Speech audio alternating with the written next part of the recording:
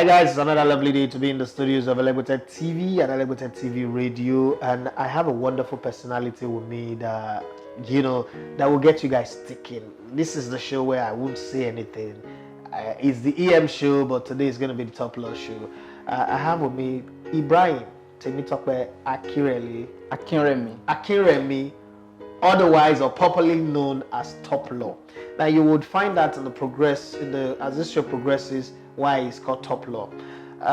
People around him, he was born visually impaired, and people look at people like this and think like, okay, they have shortcomings. But because of people that I've seen, and because of people like Richard, Stevie Wonder, Kobam Sasukwo, Ignatius Ajonoma of Ray Power and AIT, and now Toplaw, you would understand why you don't have to look down on them or look at them with pity, but rather look at them and get inspired. Toplaw, you're welcome to the show. My hand is stretched forth for a handshake. Thank you very much. It is indeed a great honor to bring you very before this lovely day. Okay, thank you very much. It's beginning to sound like a lawyer before a chief judge already. So let's start with you being a lawyer. How did a visually impaired person become a lawyer? You know, thank God for God that is God, because if a man were God, perhaps it is not everybody that will witness, the sunshine, or that would have that privilege to know what it is to feel, when it rains and otherwise. So I think it's a matter of choice. For every visually impaired person to start with, we are just an ordinary person, like every other human that God has created, who laugh and cry, walk and play. So to be whatever you want to be is a matter of choice. I can only speak for myself. I mean, what does it take me to be a lawyer? I might not be able to speak for others because we have other visually impaired persons in other faculties, other departments of their choices as the places.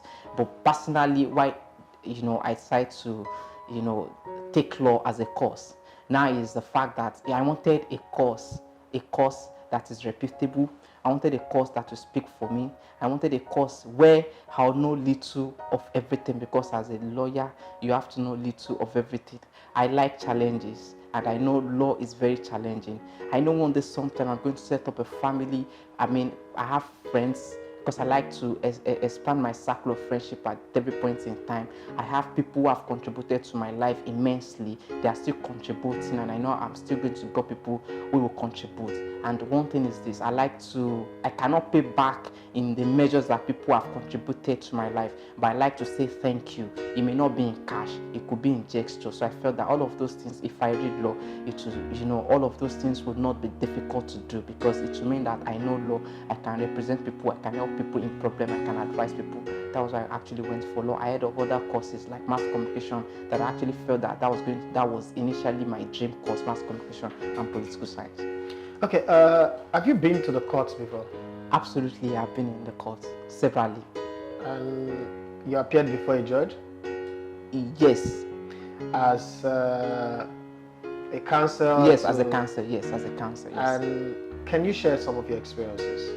I'm a very young lawyer, to be honest with you. Yeah. So I have a colleague of mine that we practice together, we get a field job and we practice. So I've really not had much experience, but at least I've had cause to announce appearance, and the day that I announced appearance, we got judgment in our favor on that day. So it was good.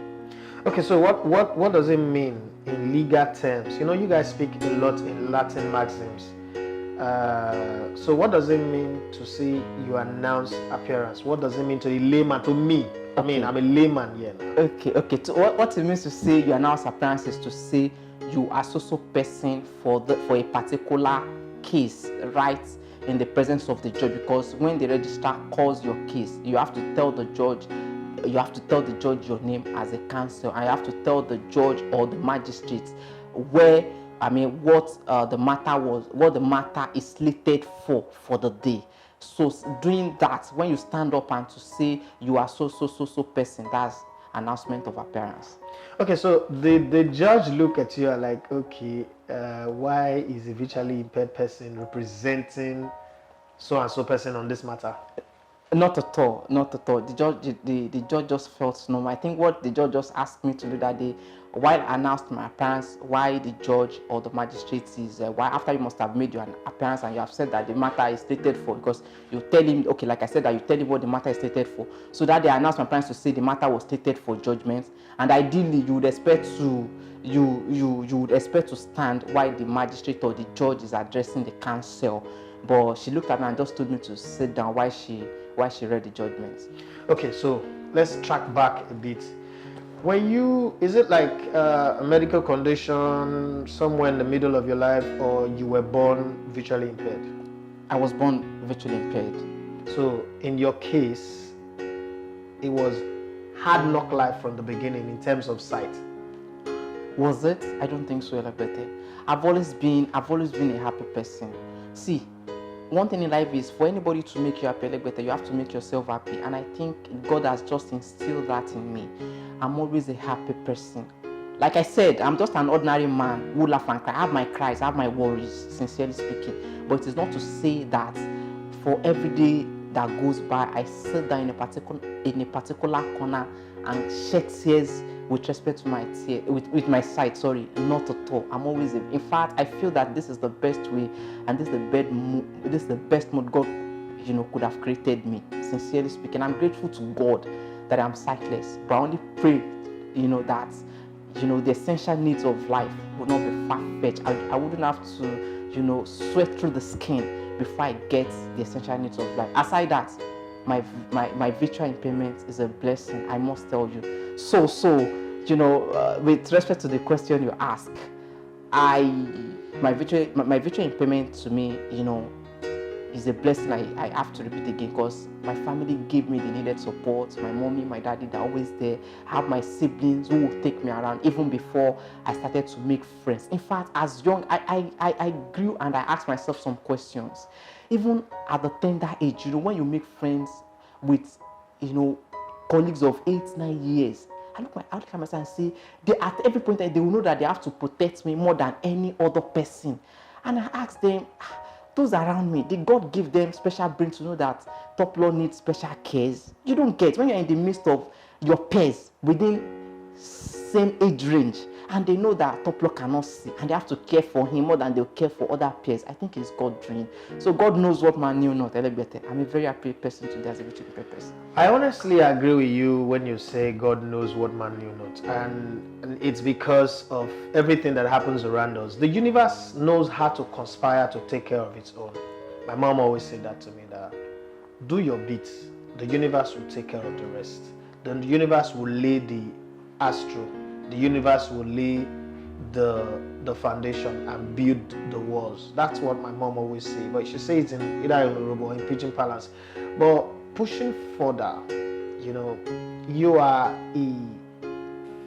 a passionate sports lover, or do I say football lover? How did that come about?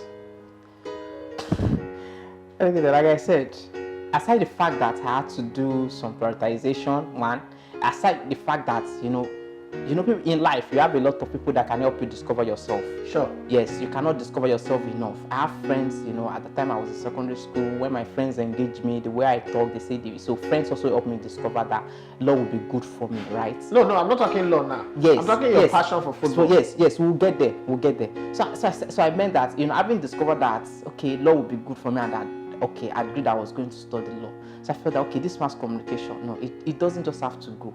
Like I said, if I could see, I'd have been a footballer. I love football that much. I listened to Nigerian commentaries on Radio Nigeria back then. I've always loved Nigerian sport that much.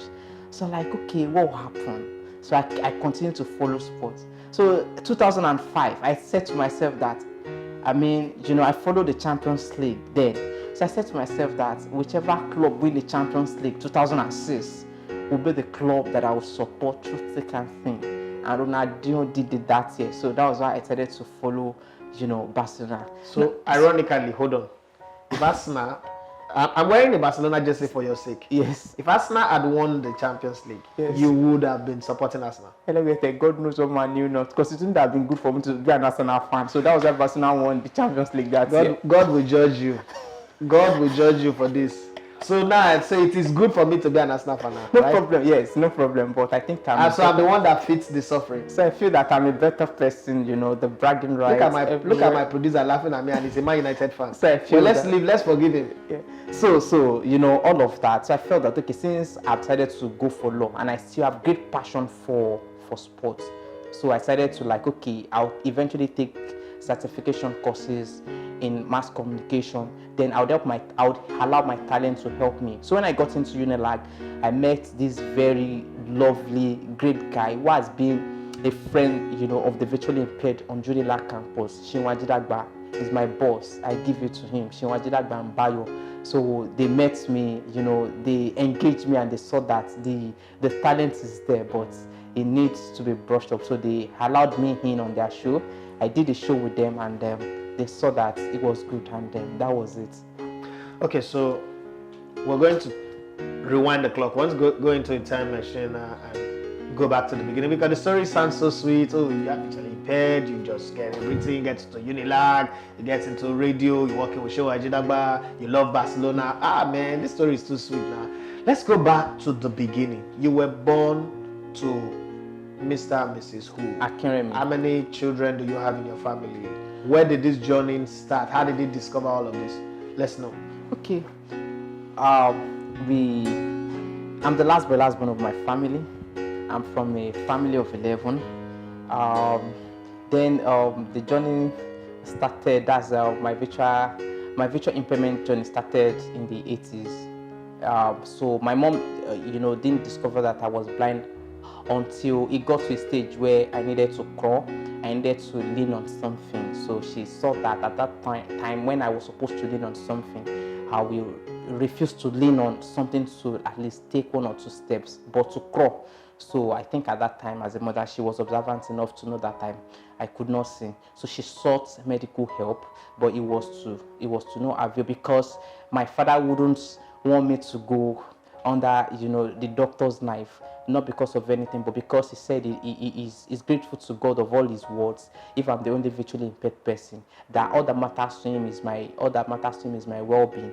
You know, so we continued with that. So my mom said that she wanted me to get to school. In fact, I sought religious help to sort miracles, revival here and there, but it wouldn't, it wouldn't come to fusion. Restoration of sight wouldn't come to fusion. So there was an uncle who lived with us after my mom had, given up the faith about the restoration of sight. She had made up her mind that she wanted me to speak English and speak it well. If that is achieved, that she feels accomplished. So there was an uncle of mine who lived with us then. So the uncle What's his name? Is Uncle Nurin. Okay. Yes, Uncle Nurin, yes. So he works with a particular nursery and primary school in the neighborhood, then Adlank International Nursery and Primary School. My uncle does the school badge. What area was that? Around Ladipo in Oshodi. Okay. Yes, the school was located on Odalume Street, to be specific then. So my uncle does the school badge, print on the school books and what have you. So my uncle told the proprietress my story. She welcomed me into, she asked that I should be brought for her to examine me. So when she saw me, being that she's exposed, she's literate, she saw that there was something in me. She welcomed me into the school. My mom paid the necessary fee, and so I was in the normal class with my sighted counterparts. I, learned everything I needed to learn. When it was time to, write with slate and chalk, they taught me. They would hold my hands on the slate board with chalk, and I would write what I can write. Then when it got to primary, when we needed to write with pen, I was a little tasking, and of course the job for the teachers as well. My friends would help me write notes in class. If it's classwork, they would read the questions to me that is on the blackboard. So I'll tell them the answer, they will write for me. So then I usually sit, my teachers and proprietors in every class that I find myself would always ensure that I sit with the prodigies in the class, so those ones that can finish their work in good time and help me with mine. So that was how we worked then. But if we have to write exams, exam will take longer time than classwork. So it is a teacher, a particular teacher will be assigned to me to read the questions to me. I'll provide the answers and they will write for me. So that was how we did it up until like primary 5, where I needed to write common entrance. And common entrance is beyond the 4 walls of a nursery school. Yeah. It's the national exams, also beyond the power of the proprietress. So she needed to persuade my mommy that my mom should allow me be enrolled into a special school, that my mom should not kill the talent in me, there is a talent in me and everything. So at that time, my mom gave in. But before my mom gave in, the proprietor said she was going to take my mom on a tour to the special school that the proprietors have always told her about, which was Pathology School for the Blind. So that fateful day, myself, the proprietress, my uncle, and my mother, we went to the school. So when my mom got to the school, she has always given glory to God, but she gave bigger and more glory to God that day, because she was grateful to God that God has created me in the way and the best way that I can never be created. So that day, I think my mom gave in that I should be enrolled, but not without a lot of tears. She missed me that much. When I was my first year in Pathology School for the Blind, my mom would see me almost every 2 times. This Pathology School for the Blind, where is it located? Pathology School for the Blind is located at 30 Ajao Road, Surulere. Okay.